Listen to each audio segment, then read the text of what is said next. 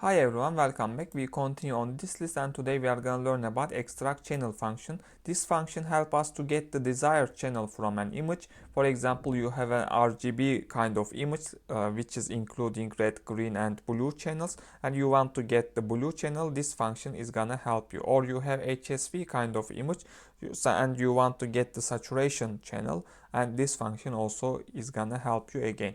And basically just you need to give the index value of desired channel and it's gonna give you the destination output, and you need to specify the input also. Let's pass to the code part and understand very clearly. In here we have already an Lena image in here, and the one thing we need to consider in the even in here is the listed in the order of red, green and blue. OpenCV backend always is gonna calculate, is gonna read the image in the order of BGR, which is blue, green and the red one.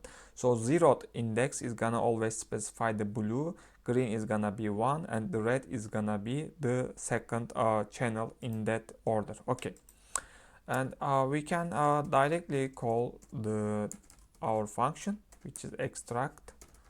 Not to maybe mix, we can specify the output.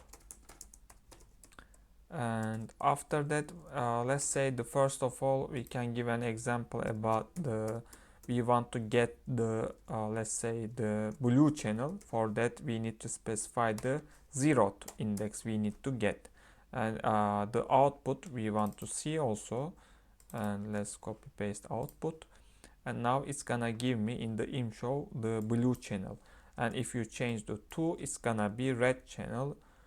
This function is gonna give me. Okay, also in the same way, if you have an HSV channel, let's convert it with CVT color, and the image and the output or image to image, and we want to convert from BGR to HSV, let's say.